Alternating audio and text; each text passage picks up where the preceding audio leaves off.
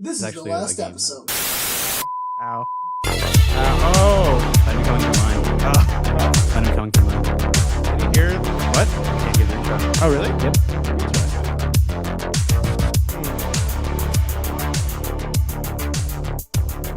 Oh, I know why. Because that's coming in through 1 and 2, but we're recording through 1 and 2. And so I would have to turn up and then press flip, I guess? I don't know what I'd have to do. Hey, guys. This is the last episode. And, man, there's a lot of changes in this on the this podcast here. I have a giant ass console in my room that looks silly. Oh, it does look silly. It's super. That's because with everything that you have in your room, Yeah. because you just have like your bed and your desk and there's just this big fucking piece. It's like in the middle of the room too. Yeah. Like it's not even like touching the wall. It's just like at least like 3 feet away from the wall and just sitting there. But you have so much just foot room. That's a weird thing to say, but you have a lot of room with your legs in the place that you sleep. That it works. It fits. Like my room is like your room is more square, but it's a big square. Yeah, it's a tall My square. room is like you've seen my room like once or twice. Yeah, It's yeah. like a thin rectangle. Yeah, it's a tiny. So I can't put a lot, and my bed is huge, so I This can't put a lot of console shit would, in there. would not fit in there It anywhere. would fit in my front door entrance if I closed my door. I have to like cut my bed in half and get rid of my current stand for my TV. So I have acquired a Mackie 32.8 console, a very expensive. Well, let me rephrase this. I acquired a Mackie 32.8 console that came out in the 90s, and it was important when it came out, I guess, because it was cheap for what it was, and it was at a good price. I think it came out at like $3,600 in like the early 90s, and there was nothing like it that had like this kind of feature set for that kind of price. Like it didn't exist. But good. Like I think like some legit albums and stuff were mixed on these, and good music happened With on the band Aqua. Yeah, Aqua did. Sure, they did that. Sure. Actually, all Vangabus. Five Finger Death Punch. Billy Ray Cyrus. Yeah, Achy Breaky Heart was recorded on this console. No, I'm kidding. I'd laugh if it was. Bruh, I want whatever Achy Breaky Heart, whatever hardware those electricity went through. Like I want. You know what I mean? Do you actually like that song? No. Does Not- anyone like that song? People love that song. I guess it. Because he's kind of a one-hit wonder, but not really. Where that song got him really big, and he did okay, and then he stopped, and then he became a dad on Hannah Montana. Billy Ray Cyrus. And the best is Ristery. And then he became like a coke addict, but quietly. Wait, really? Oh yeah, well, was that happening during the Hannah Montana Disney? It was shit? like after, like once Miley Cyrus became like An adult. whatever you want to call that. An adult. Sure. And I think he just like was like, okay, cool, I'm done, and just like gave up. That's fucked up. I feel because he's not a bad guy. No, he's fine. He had a cool mullet. Oh hell yeah, dude! Like the Billy Ray Cyrus, like in some ways, I don't mean when made sold like the his mullet early work, cool. but it's like kind of the reason he got big was because he was hot at the time, Yeah, and he wasn't that bad of a singer I'd let '90s Billy Ray Cyrus caress me. with his mullet I mean, yes, or with his hands. all of it. His big meaty paws. Here's what I would do: I would put a mullet on his hands. How does that even work? Is it like on the back of your palm, Sure. like on the top, and you like pet it? I like how this console like when you spike really loudly. Oh, then never mind. It's there. I was going to say like I didn't see a. Okay. Anyways, it's a big old console and 32 channels. A lot of stuff, and I'm trying to get it to work, and it's working. Sound's happening through it. It has too many problems. I'm really just trying to get like quality of life, logistical stuff situated where like Andres can hear the same thing I hear. I'm trying to do that stuff. And The first, I can actually hear what the podcast sounds like. yeah, I'm trying. It's either I have no volume or little volume because it fucks everything up. Yeah, but you can actually hear stuff. Computers. Computer, yeah, because everything was just digital, like off the laptop. Remember back in the day when it was easier to... No, it wasn't. It's all easier on computers. Well, so I talk about this a lot, like on the studio internet. See, remember how we said technology is perfect? Well, it's not. No one said that. Don't say that. Way better than it fucking used to be. Well, here's the thing. So, it's better in the sense that it's faster. You don't have to worry, but like workflow in a digital DAW is way easier than like tape. Like quicker, I mean. But like trying to get it to sound good, it takes a little bit hard, like a little bit longer. Well, it takes more know-how. Yeah. Because it's just... When you have more options, you just have to know more. That's the straight Well, the narrow problem of it. is digital is just, it's too clean. And so it sounds boring. Well, that's why people do a mix of both. Yeah. A lot. Which is what I'm kind of trying to do. There's a reason people who sample seriously Yeah. they use physical items to sample with. Like they play the samples physically, and then they record them off of that. Yeah. It's way harder to do it like that, but there's only certain sounds you can. Like the biggest example was like Jay Dilla. Early 2000s, he had one of those early samplers, and he just fucked around with it. And the way he did his cuts were only possible, one, if you were a madman, and two, did them physically. Because there's a really good video, I think Questlove was talking about it, like on a Red Bull Academy a couple years ago. And he's like showing people like, okay, here's the original cut, and here's a sample, and here's how we cut it. You can't cut this like digitally. Cutting it physically is almost impossible. I don't know how the fuck he did it, but he did it. And it's why it sounds like this. Interesting. But he's like, those people like are 1 in a million. Yeah. But that's why you see all those funny videos of people with just like the simple like 9-button sampler and just fucking around with it. Because you get fun sounds with that kind of stuff. Yeah. You can still do digital in a physical way that is fun. So like the perfect example of that is I think it's called the OP1. It's this tiny little synth keyboard. It's tiny. It's $1,000, but it's tiny. It's literally is it at least like 10 keys. It's like 10 keys. Not even 32 keys? Dude, literally fit in a backpack. Jesus like one of my friends at school like had one. And so it has like a little mic on it. You can record your own samples into it. Made for mice? Okay, so here's the thing. It sounds really good. Like there's so many cool sounds built in. It has its own radio, like a radio antenna, and you can sample the radio like live. Well, why has it got to be so small for the like 10? Why 10 because keys only? The idea of it is that like you can take it with like put in your backpack, take it with you, record like on wherever you are. You're insane if you would do that. Are you kidding me? No, okay. So my friend. No. The idea makes sense. Yeah. $1,000. No. So example, LA, big place for recording music and sound. Yeah. You're on the bus. Yeah. Some guy takes a shit in your backpack. There it goes. $1,000 gone. And your tuna sandwich, all gone. That's the end of it. It's over. It's done. Because let's be real. If you're doing audio in LA, you're probably not. You gotta be careful. Not paid well enough yet. Yeah. Just take like Ubers everywhere, or taxi. Yeah. You're taking the bus or you're walking. Yeah. You have to deal with just people. So and people in cities are just gross and inconsiderate. So shout out to Jay Kush, my buddy Jay Kush. Is that his real last name? His name is Kushner. Okay, I was about to say, cause I feel either really sad or really happy for that person. That was her real last name. His DJ name or whatever producer name is Jay Kush. Because I know there's a guy named Kilo Kush, but I was like, that can't be. No, but his real name is Kushner, so it works. Sure. So, yeah. But he makes good music, and a lot of his sounds he gets from the OP1, and like look him up. I'm sure you can find him on SoundCloud and stuff. Like just look up Jay Kush and listen to his music. Look on Dat Piff. Listen to go to Bandcamp or whatever. Go to LimeWire. Go to FrostWire. Yeah, I can't think of any references, but he makes good music, and with the OP1, like when we're in school, like he would just bring it out, and we would literally like while like waiting for class to start. With a tasty burger. Yeah, we would literally just like sample something from the radio. There's one of the synth instruments is like a cow, and now this sounds super silly, and it is super silly. The OP1. Well, if you don't understand sampling, anything sounds silly. You say, "Why sample this?" The OP1 is super silly, but it sounds cool. So there's this one like synth module on it. It's like a cow, and like the basic one literally just sounds like a synthy gross moo, but you can like change it so much where it sounds really rad. I'll always think about in Mario Paint in its composer, one of the notes is a cat going meow. Yeah. Like you can make sound with anything. Yeah. That's kind of the point. And the $1,000 price tag, every time everyone always sees that. Me too. When I heard that for the first time, I was like, that's absolutely insane. No one should buy this. If it wasn't portable, it would make more sense for the price. Yeah. But the fact that it's portable means you're paying $1,000 for something that could get stolen very easily. Or like I said, someone takes a shit in your backpack when you're like reaching over to grab something. I don't know if that happens like ever. I don't know. But with the sheer number of people in that goddamn city. Look, sure. Yeah. Hey, look, I threw up on a subway once, so I get it. Yeah, I remember that nightmare story you told. And what if that was on your friend's $1,000 little baby keyboard that plays sick moo noises? I'd have been very upset with myself. For him. I would have been upset with myself. How dare me? You'd have mad at him. I was like, why'd you buy that? Just purposely throw me up. $1,000 for me breaking your shit. Yeah. No, so the $1,000 price tag. It sounds good. It's not like, I don't know. It's a lot of money. I'll believe you. But yeah, it's a lot of money. I'm not gonna buy it. It's not for me. That is a dumb money thing. Yeah, it's not for me. No. He got it for free. Okay, yeah, sure. Fuck it. Why not? Yeah, he got it for free. Why not?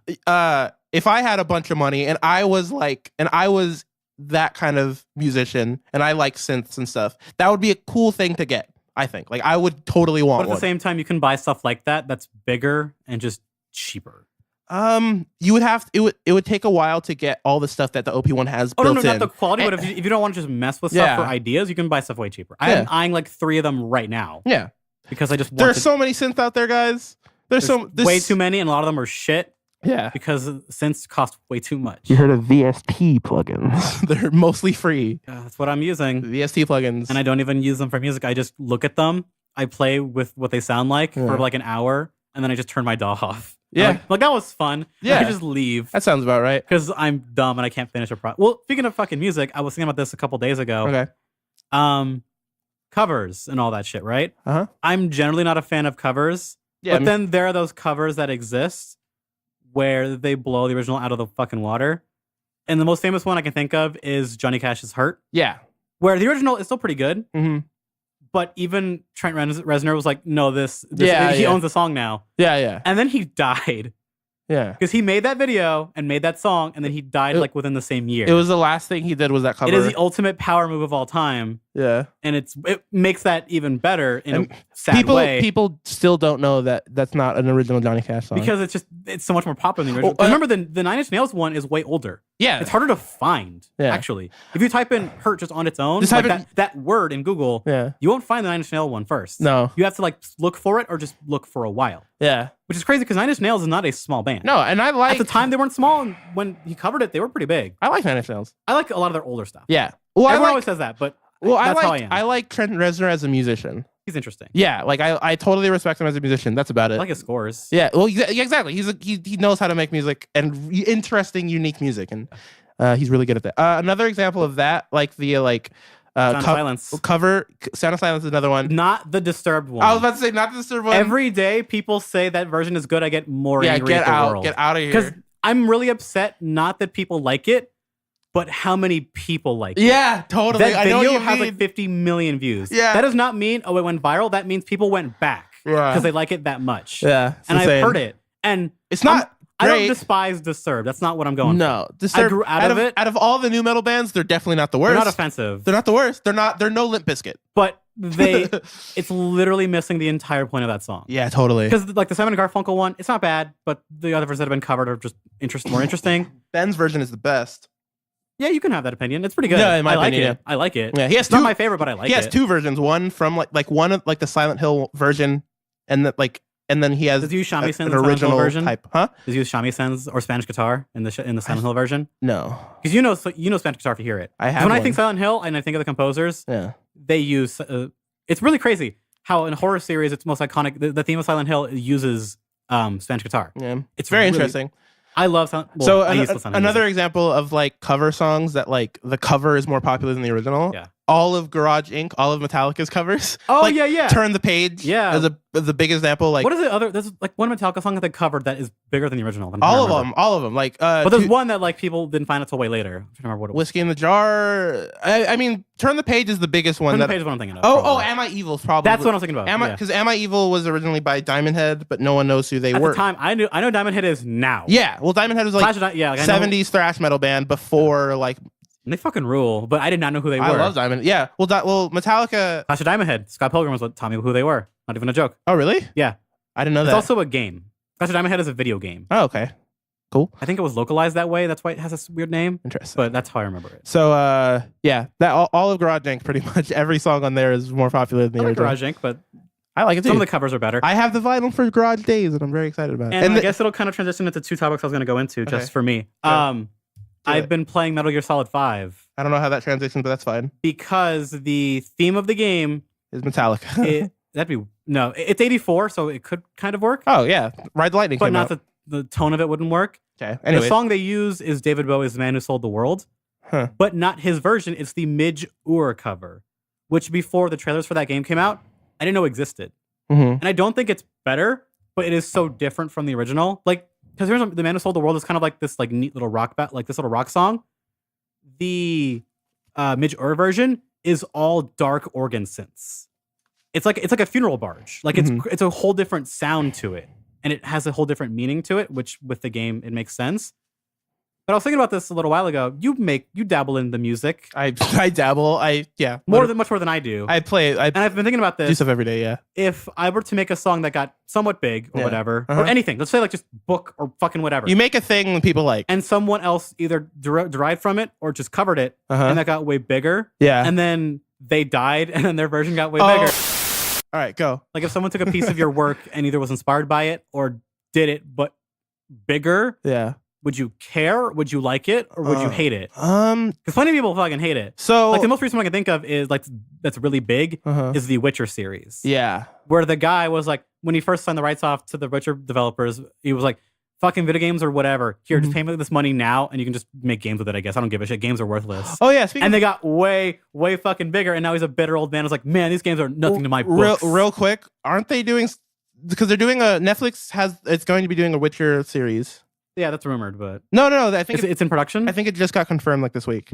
I didn't talk about it I didn't look into it too much, but I saw a headline, so that must mean that that's all the research I do. No, I don't know if I. So my thought with music is my whole thought with it kind of comes from the movie Crossroads. That like my favorite quote ever is, "You have to take the music past where you found it," and so I like the idea of musicians getting inspired by something.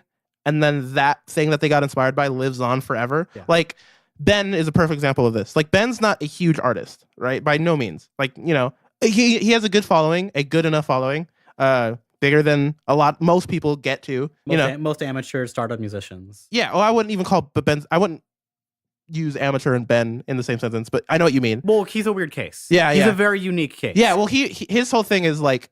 And this is what inspires me. Like his whole thing is, I don't care how many people listen to my stuff. I'm gonna do it best possible quality. He gets the stuff literally mastered at Abbey Road. Like it's highest production quality you will find, more than most modern metal music. Like it's super amazing sounding stuff. Good music, good sounding stuff. And he gets whatever numbers he gets, and he doesn't really care that much because the whole idea is to make good music. And but it's also he can do that because he was smart enough to make money. Yeah, well, that's a special case. It's hard. He created a career for himself where he can just live and be fine. Yeah, and he can do his art when he wants to. Yeah, which is what everyone wants to do. Yeah. But I'm sure many people would like to do. It's the Star Trek universe. Well, people would like to do their art and make money off of it, but as it's the sad reality of it. It's hard. Most of us won't. Yeah, at least not enough to live off. No, it's hard. That's how it has to be. That's fine. But like, let's say one of his original things did get covered. Yeah, well, that's the thing. Like, whatever. For here's my thing. Like, I think like Ben's music will always live on through like my stuff, like because I'm inspired by him. Mm-hmm. Even if like perfect example, like my guitar playing is kind of a weird mix of Frank Zappa and Kirk Hammett, and so that inspired me, and whoever inspired them, like lives on through my stuff, even if it's outside of like. So you view it more as a passing of ideas. Yeah, that's how I see. You break it on that simply. Yeah, that's how I think of music more, and so I don't mind if someone's stuff gets more popular than what, like if a cover gets more popular than like an original. All right, well then let's flip it then. Let's say you never got like any big notoriety, but someone just took it, covered it, and they credited you for it. Sure. Yeah. But as long as they don't steal it, but then they got big for it, and then people don't remember you; they remember their version. That's fine. Okay, I'm okay with that.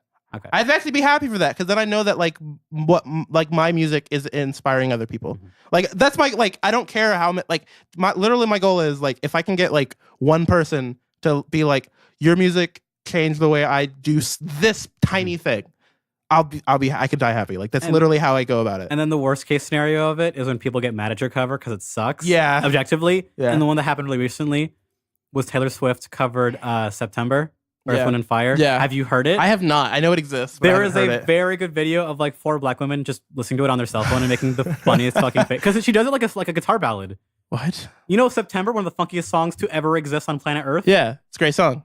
And she turned it like to a guitar ballad, and it's slow. Dang. And their faces comments are the funniest. So there are ways. That's funny because there are ways to do stuff. Everything, the way she makes music does not make sense with that style. Yeah, because there are ways to do like I don't mind like when you get like a fast paced song and slow it down. What September is about. No, I know. I'm saying I'm sure someone could cover September Slow. I'm sure someone could do it. It's possible. Taylor Swift's not the person. But not with breathy vocals and just only guitar. Taylor Swift voice. It doesn't work. Does not work with like that. You can do the Baby Got Back cover that we both love to death. Yeah. The Jonathan Colton cover of Baby Got Back. But that song also works because that song is inherently silly. Exactly. So it being taken like somewhat quote unquote seriously. Super serious. Yeah. Musically seriously. Brings out the inner comedy that it was already.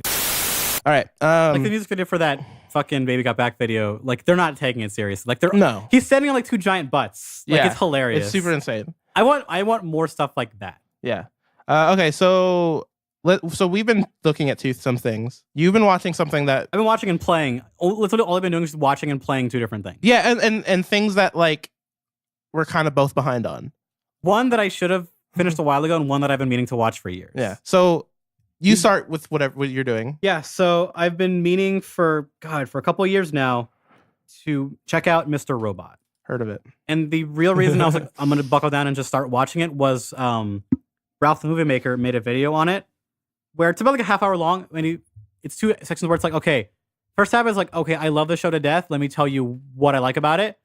No spoilers. Second half is like discussion. So like, okay, I watched that part, cut it, and let's just go watch it. Mm-hmm. And it really is, at least from what I've seen. I've only finished half of season 1. Okay. But I've heard things change dramatically in a good way once season 1 is over. Okay. This show really is something special. Is it really? Because nothing that I've seen on TV looks like this. Like, is directed this way. Is it like, are you saying? You can tell there is a director. Is it like cinematography wise or there more? is cinematography. It is there and it is ambitious. Yeah. Interesting. Because that's my even with TV shows that I love, like with things like The Sopranos and The Wire, Breaking Bad, they're good shows. All of them, they're fantastic shows. Breaking Bad, I think I know what you're going to say, like cinematography wise, it's nothing special. Well, because Breaking Bad most big TV shows in general that are great. Yeah, they don't focus on that. Breaking Bad does. So okay, sometimes it does. Yeah, and I will give like Vince and Vince Gilligan. Another example, like I'm rewatching Mad Men right now.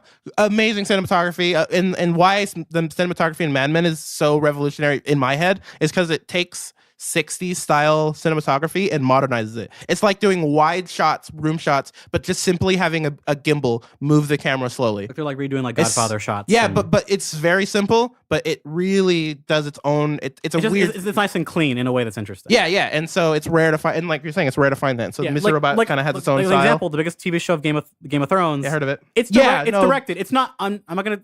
I haven't seen enough of it. I'm not going to call it great or bad. Yeah, no. But from what I've seen, like in clips, whatever, it's directed like a fantasy show. Yeah, it's not like if you move the directors from like the show Vikings to do Game of Thrones, I couldn't tell. So generally, yeah. So like there are some. So the problem with Game of Thrones is that like most episodes they're fine. Well, because that show generally doesn't need it. Yeah, but they can do it, but they don't want. When it does need it, it does it perfect. Like the perfect example, everyone will quote this, is the episode Battle of the Bastards. The cinematography in that battle is that's what everyone talks about. Literally, the I've heard best a lot about that. Is actually like objectively, everyone agrees with this. Some of the best cinematography in any fight scene, like big fight sequences ever. Because it's done here's so the money, well. Here's the time. Yeah, here's $12 million and as much time as you need. Do this, and so yeah. But Mr. Robot does something really special where it's gonna be really dumb to say, but it really does make sense. Every episode, because it's like typical long drama where it's like 45 to 50 minutes or whatever, like that thing. Yeah. Every episode is directed with the time and care that a movie would be. That's cool. There is that much work. There is that much time. Well, and it starts off really simply. Yeah. Where it's just like it's the premise of the show. There's introducing yada yada yada. This is like a hack, because the basic idea is just hacker, right? It is. The basic idea is that there is the main character. He works at a security firm just during the day. His name is John Robot. John Robot. No, actually, Mr. Robot's a different guy. Okay. Which is the cool part about it. I didn't know that. It is just him. He is a social recluse. He has mental issues. He's addicted to morphine. Fun. And he's kind of just doing this hacker shit because he has issues. Where he has to like his therapist, he like breaks in her Facebook and like reads about her divorce stuff. Oh, okay. Like he's like that. Like I need to know everything about everybody. Yeah. Because it makes me feel like I'm in control. Like he's really, really out there, but he's also really compelling. I really like him because he's somewhat relatable in weird ways where he's not evil or just manipulative. He's just someone who needs help. Yeah. But interesting. He is far, what you learn about him, he is far beyond it. Got it. Because there are bits which I love narrators in shows and movies and books, I'm generally like kind of neutral on. Yeah.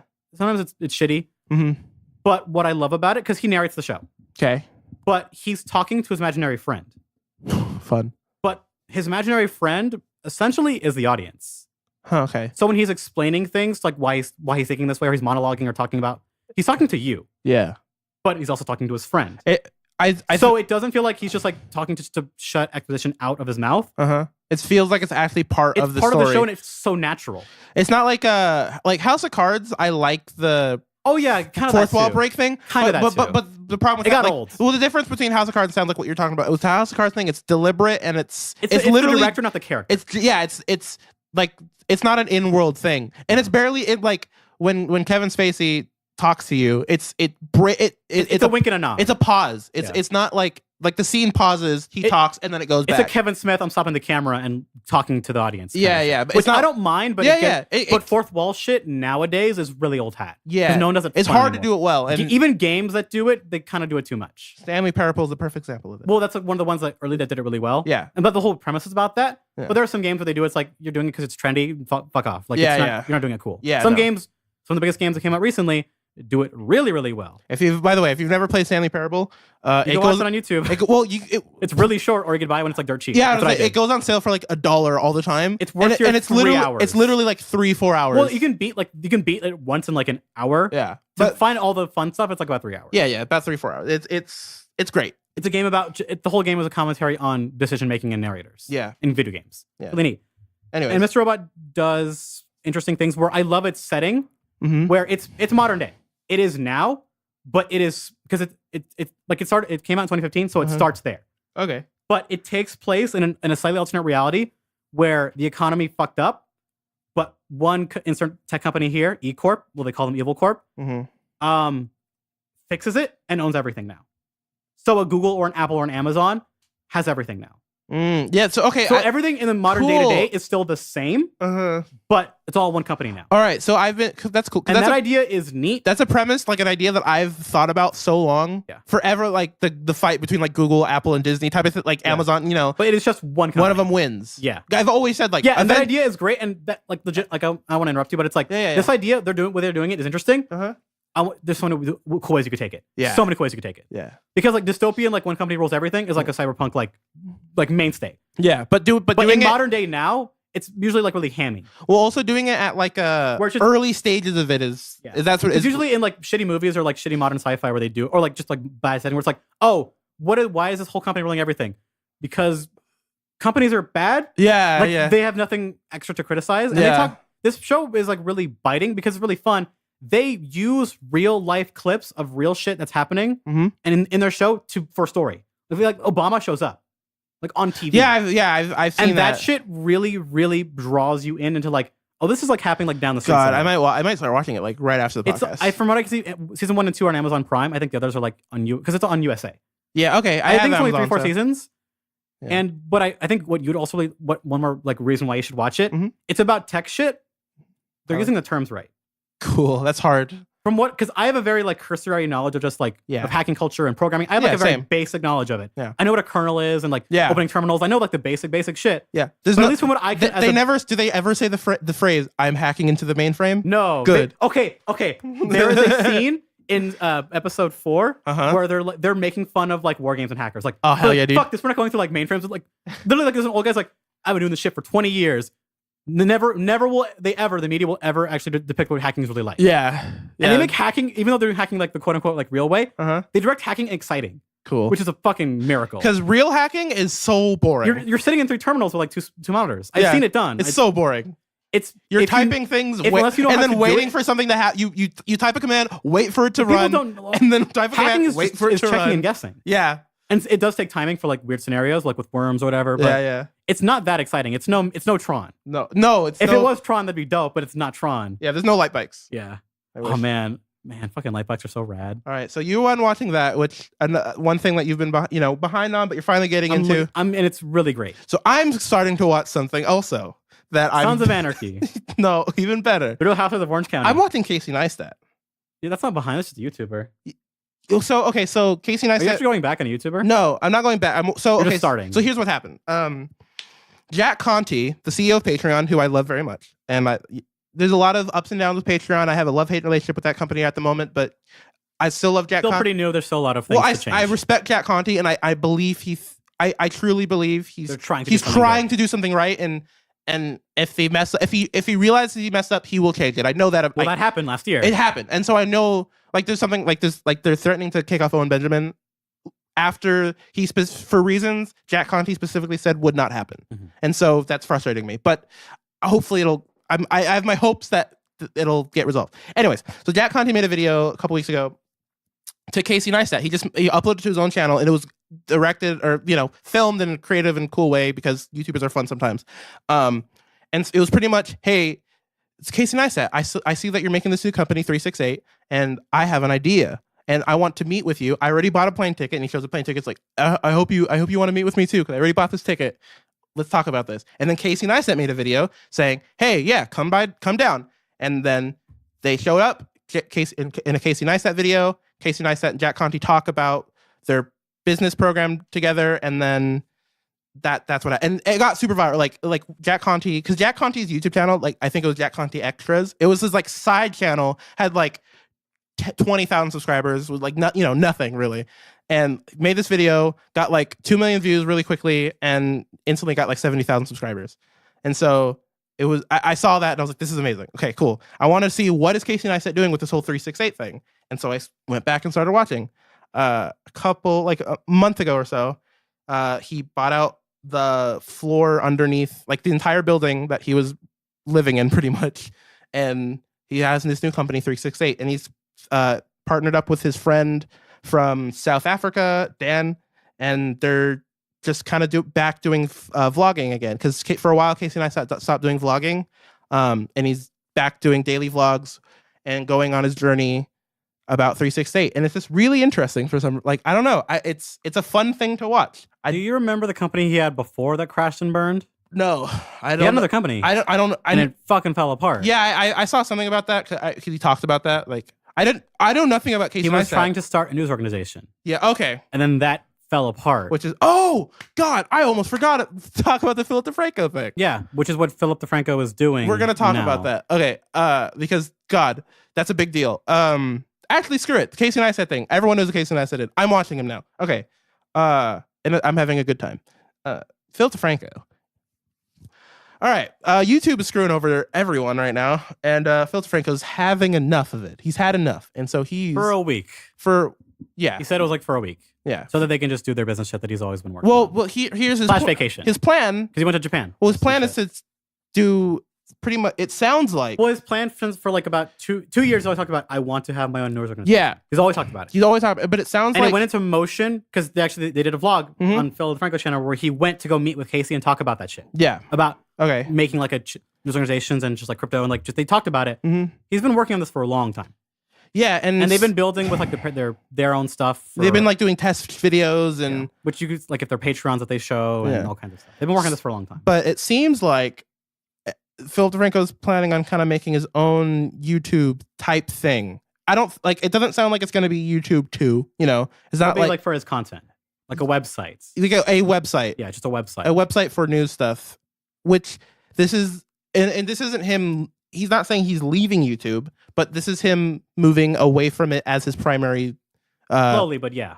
Eventually, that's his goal. It seems like if YouTube doesn't, and it seems like they won't, which is terrifying. It's a known thing. It's unknown.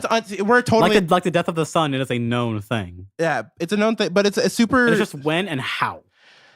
Yeah, this is kind of the start. Like Phil DeFranco's a huge, important YouTuber. Very important. He's a vet. He was one of the first in the partner program. Yeah, very important. Yeah, literally. They gave me a bunch of money, and I made literally the first. Yeah, you made SourceFed from YouTube, and then that happened. Yeah, and then that happened. That took long. That took forever for that to happen, and that was not YouTube. That was a company. Yeah.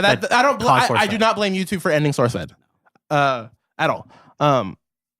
But this is a big deal to see some veteran like this kind of moving away from YouTube. What I've been waiting for a long time. Even if I don't like what he makes, I'm just glad that he's doing it. Well, this is kind of the because everyone's always said it will never happen, which they're right.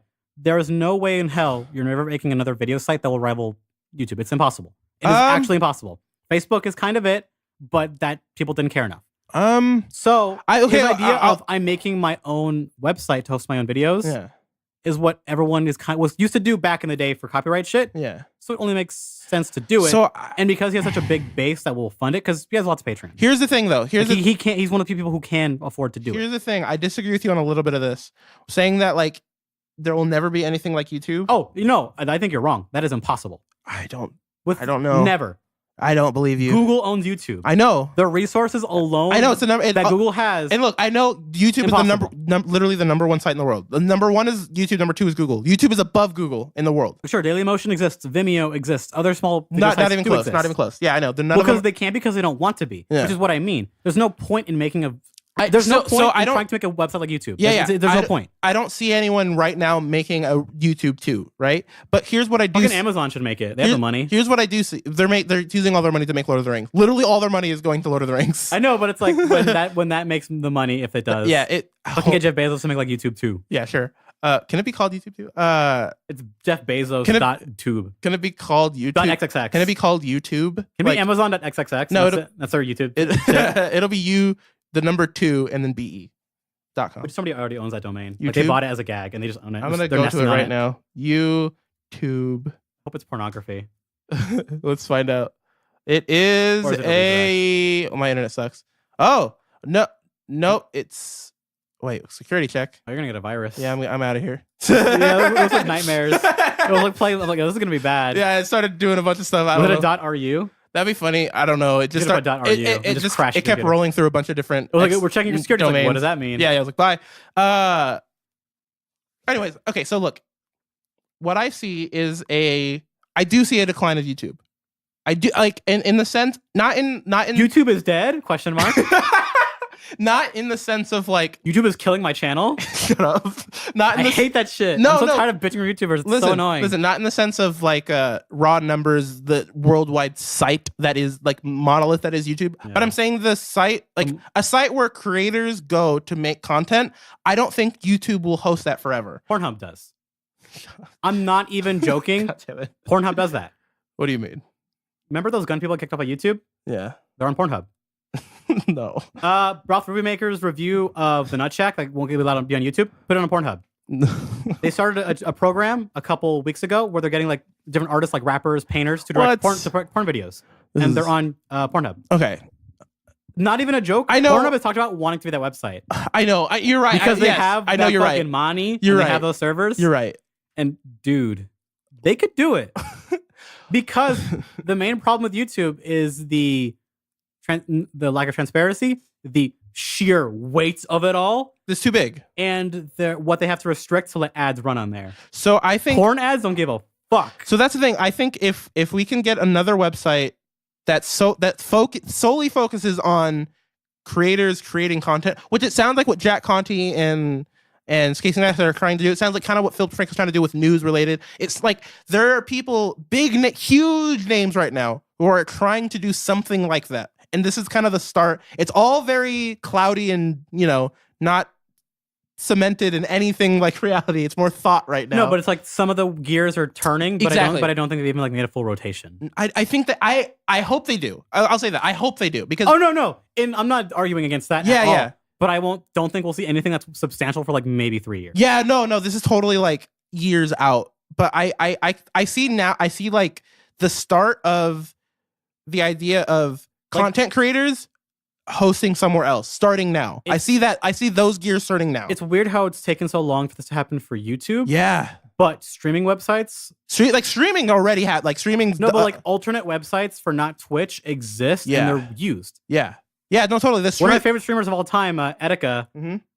He's like, guys, I hate streaming on. Like he fucking hates Twitch because of how restrictive they are. Yeah, because he looks at everything. Like he'll go like on the dark web on his channel. Yeah, cool. Like on YouTube on streaming or like do dumb shit. He's like, guys, I hate that I can't use my Twitter because I can't have porn on my stream. Yeah, because even if I'm scrolling past it, that can get taken off. Yeah, it's it's annoying. I don't care. You can't show feed on Twitch.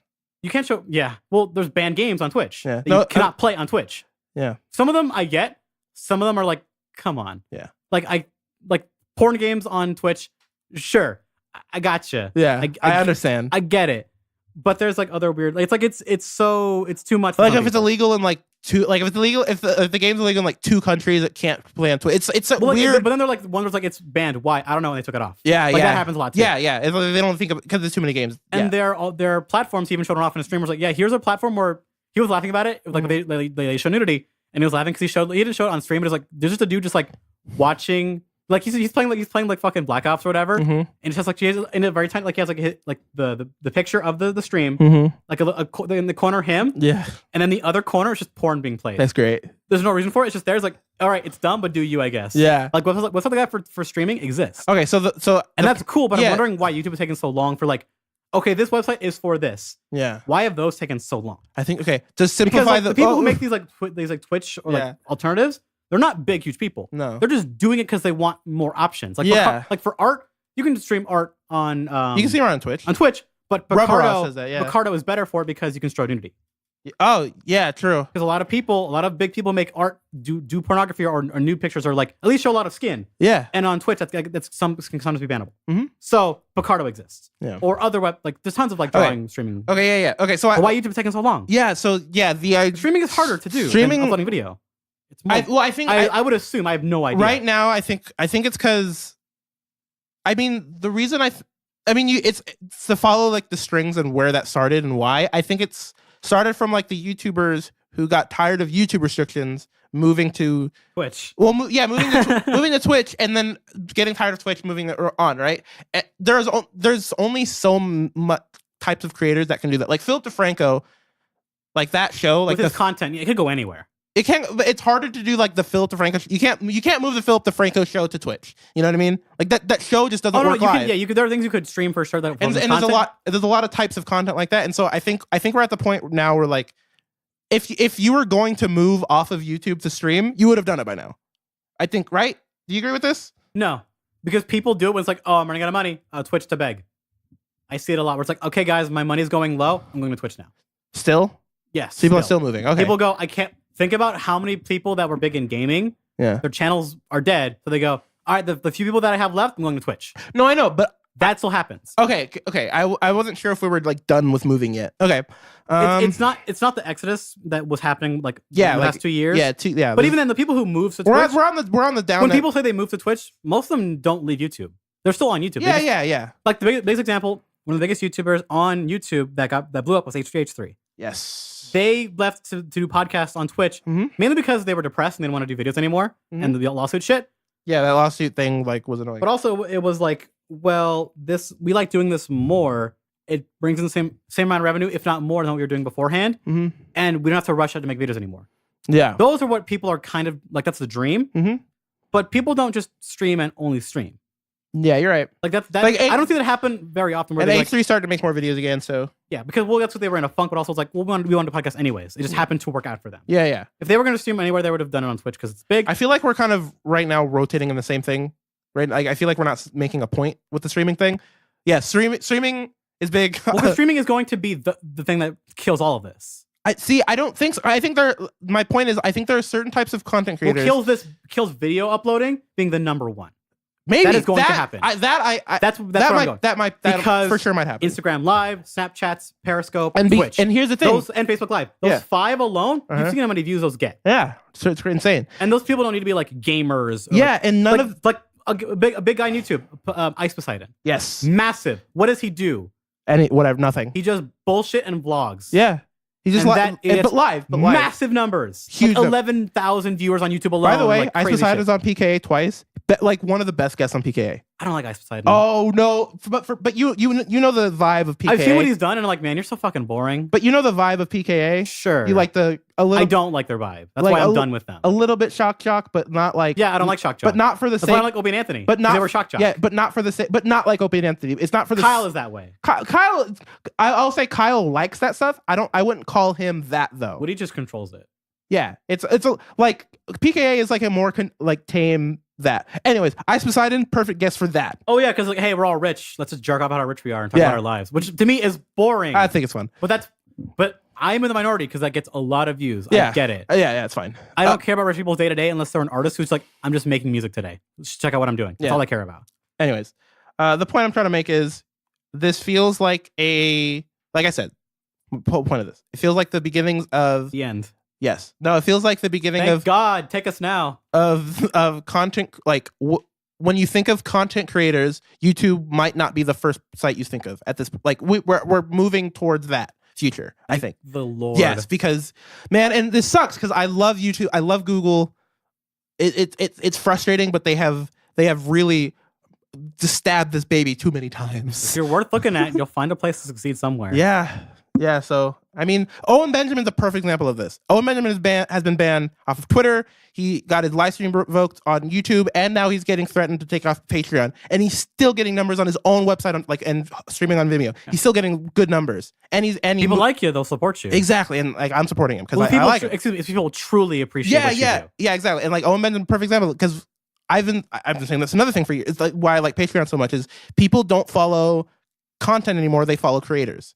And YouTube, this is what it always should have been since the dawn of artistic creativity. And YouTube is just can't get that through their head. They tried with like the YouTube Red shit. Yeah, they tried, but there's too much money. The catch-22 is that the people who are on YouTube Red didn't need to have YouTube Red shows. Exactly. It's the feedback loop of the rich, pretty much. Like the rich eating from the rich. Yeah, like it's like this is nothing for anybody. The people who are subscribed to YouTube Red are people who have money, and the people who are making YouTube Red content have money. Like, and I legit would like to buy YouTube Red. Me too. Mainly for one show, and it's Vsauce's stuff. Vsauce is like the teaser episodes he's had for like his mind. I want to figure out what that Poppy thing is. Like I want to watch that. Oh, I don't care. I'm over Poppy's like video shit. I'm done with it. None of it's evolved. Fair. And the music is okay. Yeah, I like. I want to see her live to see like how do you do the character on a concert. Yeah, but some of the music is okay. Yeah, I like her music. It's fun. I like 3 of the songs on her album. It's fun. It's fun music. I don't mind putting it on. I'm Poppy is a good song. The Japanese song is terrible, but she did it because she has a lot of Japanese fans. Yeah. Somehow. Oh no, I get it. Why? Never mind. I was about to say. I know why. I was about to say Poppy is like. Look at her. Yeah. Look at her for 2 seconds. Look at her. That's Japan. Yeah. But I was like, oh wait, no, that's why. Poppy's fun. I know what you mean though. Mars Argo and all that shit. It hasn't evolved. It's the reason why I got off of Night Vale because it just the premise is fun. Night Vale got off its own ass. Yeah. There's a really good hour-long video about a guy going, okay, here's what Night Vale is. Mm-hmm. I don't like it. And the end character as a character, and someone going, well, why not? And they talk about it, and but like in Night Vale style for like an hour. Yeah. And it's amazing. Really? Guys, I don't like it because of the characters go nowhere here. Yeah. This person, like, they stop being interesting after, like, they talk about it. Yeah, like, oh, cool. Yeah. One day I should if you can find that, yes, link it. It's from a guy I love on YouTube called Nightmind. Okay, yeah. I love this dude. If you can find that, link it to me. One of my top 10 YouTubers, like legitimately. Because man, I want to. Because I know, man, I wish I got. Because Nightmind is not garbage. From what I didn't like, it wasn't bad. It's not for me. Oh, Night Vale? Yeah. Yeah. From what I thought way before, like it quote unquote stopped being good. Yeah. But it just wasn't for me. Okay, we have to talk about this battle royale. Yeah, one more thing, and then I gotta bounce. Yeah, this battle royale shit is. So we have to say premise wise, this is for now, as of talking, still a heavily speculated rumor. Yeah, for both of these. Now. For both. Mainly for like the one we both care about. Yeah. Okay. So I guess the one that less people care about, Battlefield, might have a battle royale mode. Rumor. There's not a lot of meat there. And I think that was from like a guy who was like, "Yeah, we might do one eventually." I don't know. Yeah. It was like an offhanded thing from I think like some interview or whatever. That one I don't really care too much about, but maybe who knows? That would be kind of neat, I guess, in that engine. Yeah, that would be cool. I would love to see like a high quality battle. Because the destructibility in that scale is different than like the Fortnite. Yeah, it'd be fun. Shit. It could actually be unique. With vehicles, could be interesting. Yeah, yeah. And then the big boy, Mr. Call of Duty. The rumor is the bigger boy. Yeah, explain. The rumor is that they're going to take off campaign and instead have a battle royale mode. Yes. For Black Ops 4. And this makes perfect sense. It makes perfect sense if you're Activision and you're inept. Because I've been saying, like, look, not even if you're inept, if you want money. No, man, look, battle royale makes money. It does. It's not a sustainable mode. That doesn't matter because we're still so new in it. I don't know, man. Matter. I don't see. Look, I think, and why I think that way. All the battle royale shit that. Okay, name another battle royale besides PUBG and Fortnite that people care about. Like legitimately, Paladins one. Legitimately care about. Paladins one. I don't know what that is. So Paladins is the free to play Overwatch that you might know of. Oh, made by Hi-Rez. I think I know what you're talking about. They've been working on a battle royale for a while, and it's in closed alpha or beta or whatever. Oh, so it's not even out yet though. But people are playing it and they care. I see. It's not out though. I can't. Red Dead 1. I know. Red Dead 1 that's rumored. I care about that actually. The Red Dead one sounds very interesting because it's GTA I think has like a weird like janky version of it. Yeah, I'm sure it does. But all the others are not confirmed yet because E3 isn't here. Remember, E3 is like in 8 weeks. Yeah. Which is making me freak out because I thought it was way later. No, it's close. Because time is moving too fast. Yeah. I am really scared we're going to get more Battle Royale shit in too many games because I don't care. Look, Battle Royale I think is fun. But it has not even been a full year. It is if you're ever going to cash in on a trend, now is the time. I think time. Look, but here's the problem. You have to for Call of Duty, you have to understand the game won't come out till November. Call of Duty comes out in November. It's coming out earlier this year, isn't it? Sure. Let's assume it comes out in September. This is right. No, didn't they confirm Black Ops 3 is coming out earlier? Yeah, October. Yeah, and October, that actually matters. Okay, it does matter. Okay. That really matters. Okay, look. Okay, it comes out. Black Ops 4 comes out in October, and then it has a year, right? By the end of that cycle, no one's going to care about Battle Royale. No one. I guarantee you Battle Royale is going to die by the end of Black Ops 4. In general or in that game? No, I'm saying in general. I don't think people will care about Battle Royale. I don't think so. Not nearly to the same level it is now. I'm sure there will be players. It'll be easy to play those games. See, that's what I mean. But if the general user base doesn't want any more new ones, that doesn't matter. Because people who like them won't leave the games they like them in. Like Ninja will play Fortnite for the next year. He'll move on to something because he's so big. He doesn't have to do Fortnite when it dies, if it ever does, which I doubt it will die soon. I do. I think numbers that Fortnite has, no way.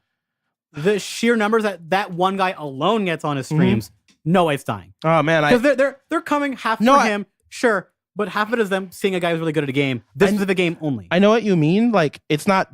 Look, because you do not know. You haven't seen trends in gaming. You haven't looked at them like I have. We have another year and a half.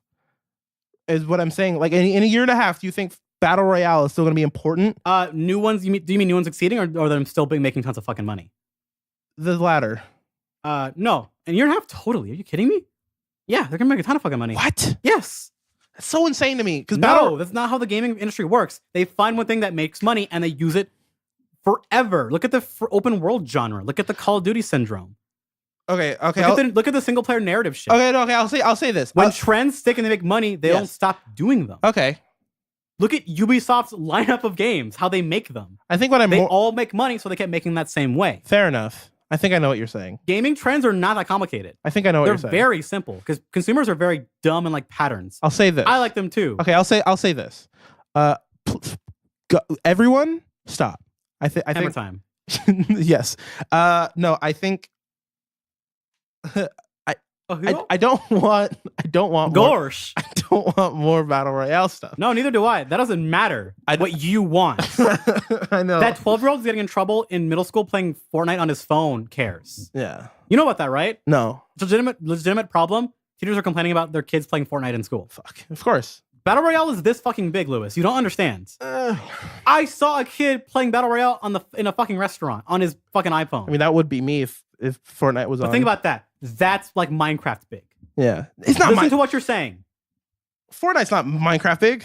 With modern young kids, who, by the way, are people who spend those money on fucking video games, that matters. That is the case now. Yeah. 12 to 16-year-olds or 18-year-olds, let's look, whatever. 12 to 18. Yeah. Big group of gamers. Yes. Big people who spend a lot of money. Yeah. Their new thing is Battle Royale shit. Especially in the mobile space. Their new shit is Battle Royale shit. Yeah. That matters. That is the chunk of the audience. I don't know, man. I didn't know how big. I always judge like how big is a game. I know it's really big when I see like people way younger than me into it. That's when I saw Five Nights. Five Nights, yeah. I was like, oh, it's bigger than I thought. Yeah. When kids are into it. Yeah. And that matters big time. Yeah. That influences the industry because who's playing these games? Mm-hmm. It's 12 to 18-year-olds. Most like the biggest chunk, especially for the mobile. Because they have phones. Yeah. All of them are going to have phones now because smartphones are more readily available for younger people. And they're better and easier to easier to use. Yeah. That matters big fucking time. Yeah. And some of them might still play Call of Duty because like, hey, their brother used to play it and they'll go buy this version. And then they'll go play the Battle Royale. And maybe they'll spend like $10 on a costume. And that is enough. Yeah. That is enough. That's enough to keep making these. I guess it's enough for Activision to say like, oh, this kid spent $10. We got to keep doing this for 7 years. Of course, we're going to put like shit you can buy in this. Are you kidding? Of course they are. Oh no, because the microtransaction thing is not going away. Because COD points are here to stay, baby. Yeah. They're not going away. But I think they're going to put more of that like, hey, you should buy this shit for the Battle Royale stuff because people don't mind it in Battle Royale. It'll be more cosmetic. They don't care. It'll be more cosmetic than it is because I think if they're not stupid because EA blew up everyone's greedy shit last year, no, if Activision, they will go cosmetic only. If Black Ops 4, they're not ridiculous idiots. Because look, Black Ops. Well, EA literally ruined it for everybody for a little bit, which is a good thing. What's the last Call? Even EA said, "Whoops." No, World War II wasn't bad. Never mind. I think Activision has learned their lesson. It had loot boxes. Remember? No, but the loot box shit sucked. In World War II, you could buy the crates. No, in World War II, it's not as bad as like it was in Infinite Warfare. No, it was done as cosmetics. It was shitty, but it wasn't like terrible. Yeah. Then again, that's why Battlefront 2 was so bad because it went. Actually, this one is the worst. These other ones are pretty bad too. Yeah. So I don't see Black Ops 4 going backwards. I think Activision does learn from lessons eventually. It takes a while though. EA made everybody learn. Well, it's hard.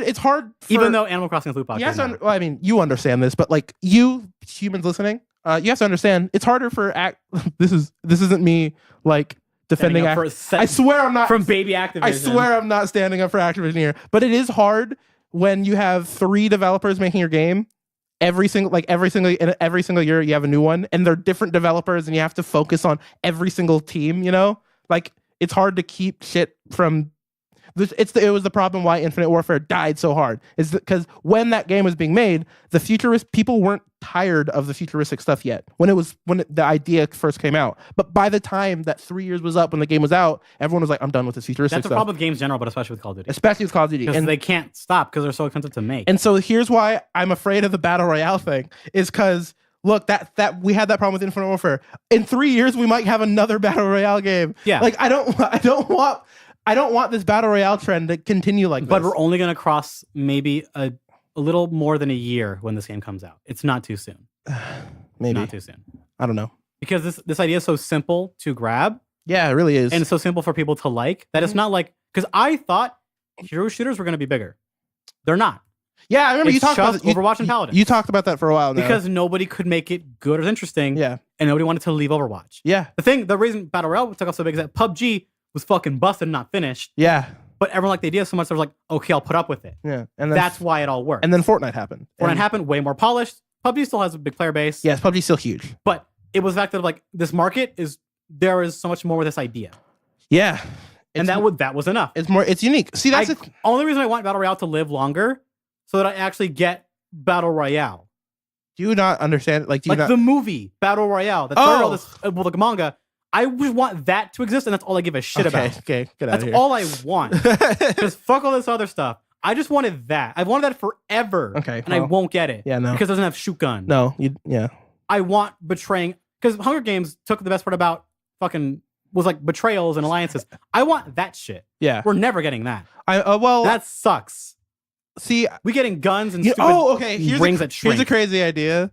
Division 2 is going to be coming out eventually. Oh yeah, that one also rumored to have one as well. Okay, but imagine that mixed with the Dark Zone element of like betrayal. No, because guns.